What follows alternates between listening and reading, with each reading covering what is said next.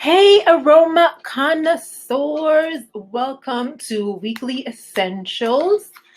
This week we will be going over Young Living promotes Dr. Husei Hung, HK Lin to Chief Scientist. Um, so what I'm going to do is just read over the article. Let's go through it. And then I'm going to read over it. And then, we could discuss, leave your comments of what you think. So here we go. Leahy, Utah. I don't know if I pronounced that right, or Leahy, Utah. That sounds okay. This was last week, February 28th, or 2 weeks ago. Young Living, the world's largest provider of essential oils.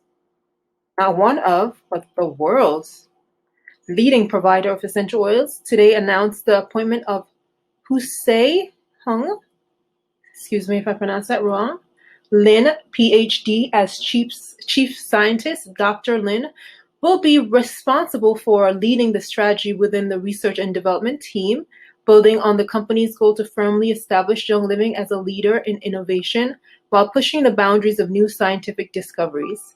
My goal is to provide mentorship for individual growth and create an environment to foster the next generation of research and development leaders who will carry out Gary Young's Young Living's Young Living founder vision well into the future, said Dr. Lin.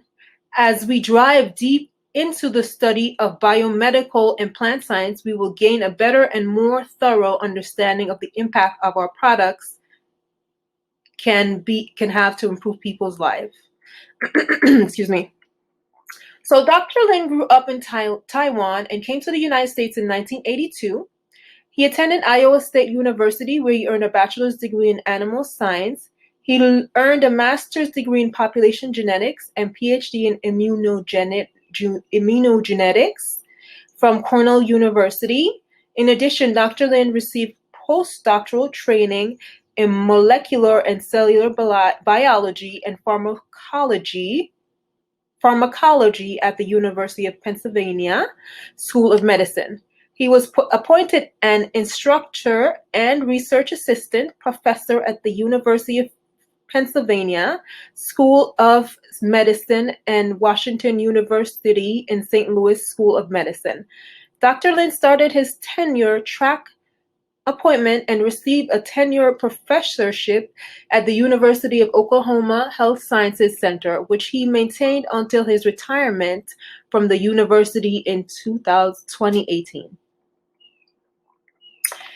In 2007, Dr. Lin met Gary Young and expanded his research topic to include essential oils and natural products and published scientific papers on frankincense. He and Gary became friends and worked, traveled, and participated in public speeches together in the United States and Asia. He was chairman of the board for the Association for the International Research of Aromatic Science and Education, AIRASE, organized by Gary, and a scientific advisor to Young Living. His vision for Young Living's research and development team is to continue Gary's passion and vision on essential oils and plant-derived natural products to bring nature and human health together. HK is bringing unmatched passion and leadership to the research and development team and is a great asset to the Young Living team, said Mary Young, CEO of Young Living. With him as our chief scientist, all areas of research and development will become more integrated, allowing Young Living to build even greater scientific expertise and understanding while continuing to deliver the highest quality essential oils in the world. To learn more about Young Living research and development team, visit youngliving.com. Blah, blah, blah, blah, blah. Okay. I don't know. What do you guys think? What did you get out of that? Let me know in the comments. I'm going to pause for a minute and then I'm going to come back. So I'm going to collect my thoughts and then I'm going to say what I say.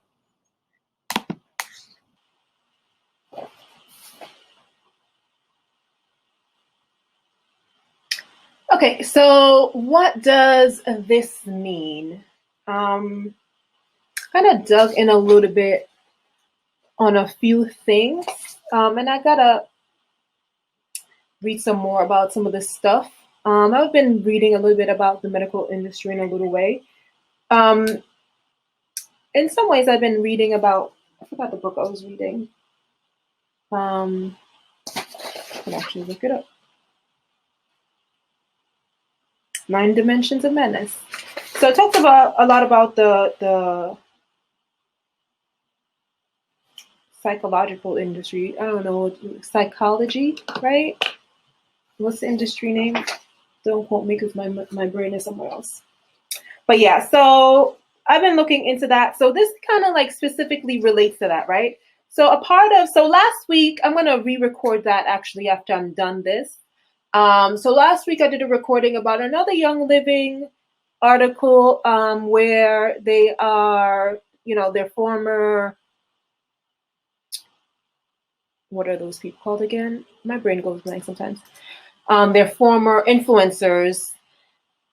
Um, my body's a little bit tense, so sorry. I'm like trying to get out this tensiness. Their former influencers were complaining that they're now ran by the devil. So I did that. The end of it, I think I did pretty good. It was like a 30-minute read. I'm going to try to do it again, try to remember what I said.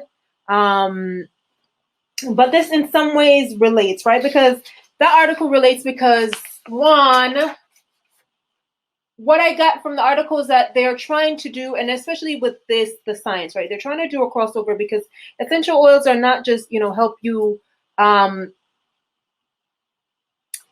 physically or emotionally. They could also help you, of course, emotionally, psychologically, but there's also vibrational aspects to it. And I want to say kind of like some divine powers. And then I was reading another book because I asked a question on my personal Facebook page about, why women have not been writers, about a lot, especially in the last century, about a lot of this stuff, because a lot of stuff I'm reading is about men pretty much write it. And here we are, which I thought this was ironic, right? I don't know if I could pull what I read. But I thought this was ironic. Let me see if I could pull it up.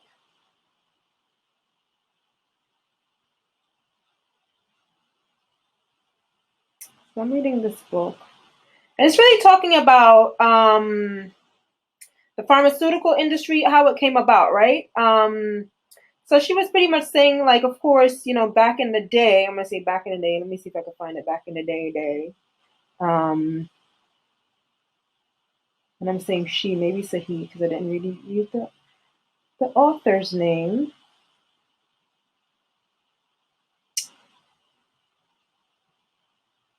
Let me see if I can pull it up. Where is it? Here. Where am I?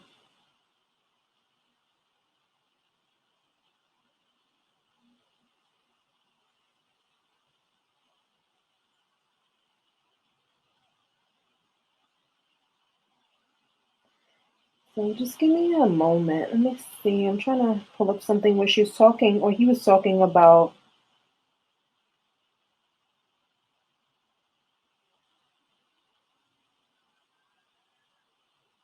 um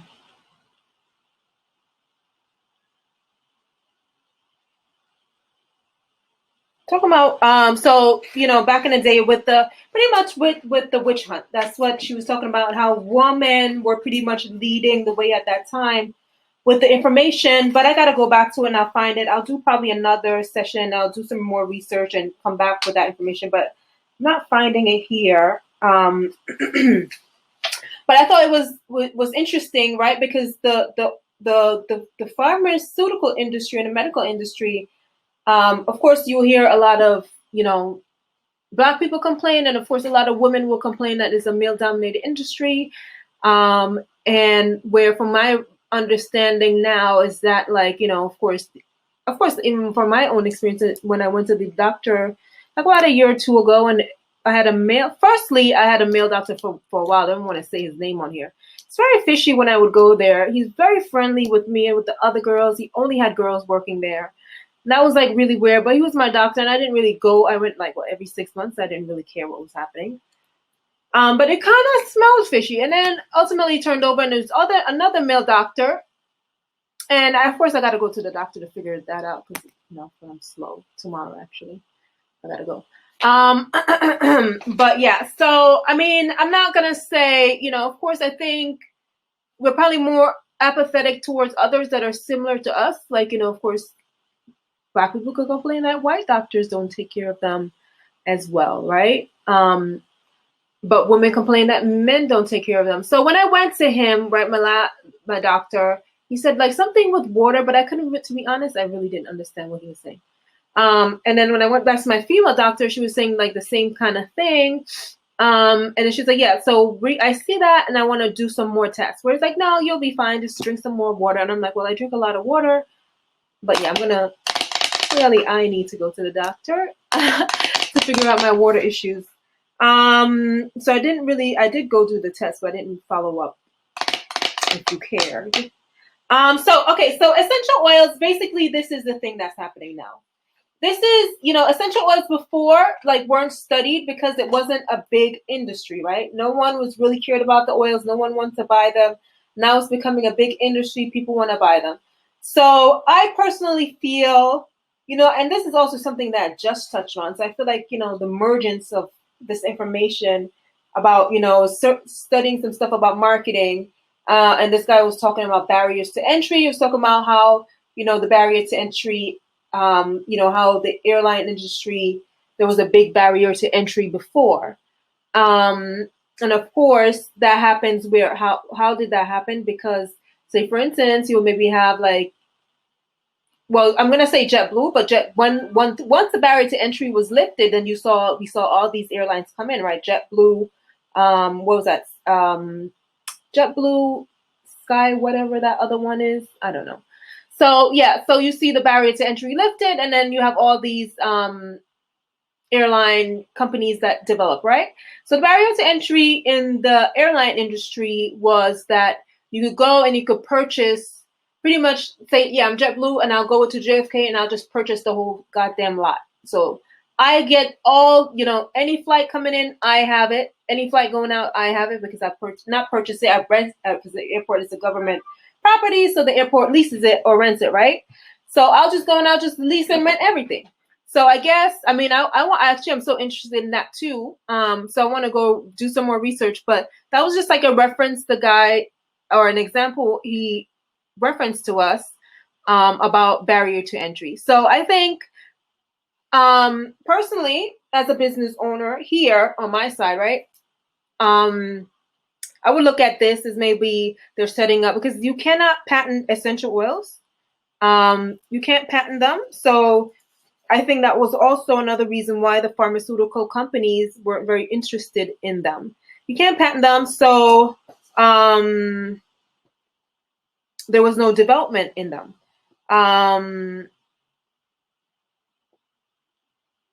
But I think maybe, what they're trying to set up is a barrier to entry by developing the science. I think that one is one aspect of it. And the other aspect of it, I think, is probably going back to that same message from last week. But maybe they're changing their tune, because I think there's the vibrational part of the oils. So I don't know, what they're trying to develop. That's, I guess, something once we see what they're pushing out as their products, we'll see, how they move with their developments. So that's two aspects, I think. But now, since essential oils are become, popular, I think, of course, there does need to be scientific studies, but there is already a lot of scientific studies already out there. Of course, this is a company. The only problem with this is that, like, there's several problems. One, I'll give you two. One, the medical industry, like we could see, right? This is why we're here. We're basically here because the medical industry kind of, in some ways, kind of has deceived most of us. And so we are looking for alternative medicine, alternative healing, to heal our bodies that are not as toxic, right? So one, the medical industry deceives us. And what's behind the medical industry? Science. Science is behind the medical industry. Scientists also deceives us because, scientists will go and make these reports and say, okay, this is great when it's not, or, whatever the case may be. I don't have any specific thing to reference right now, but that's one of the things. I mean, I don't have to reference it to you because if you're watching this, then I think in some ways you might be, into holistic health. And so you're not necessarily against medicine, but you're like, okay, well, maybe that's not the best option, right? So, and if that's not the best option and it's pushed to us as the only option, when there's other holistic option that deals with your body and your mind, and even higher, because you're talking about vibrational healing after that, right? Then,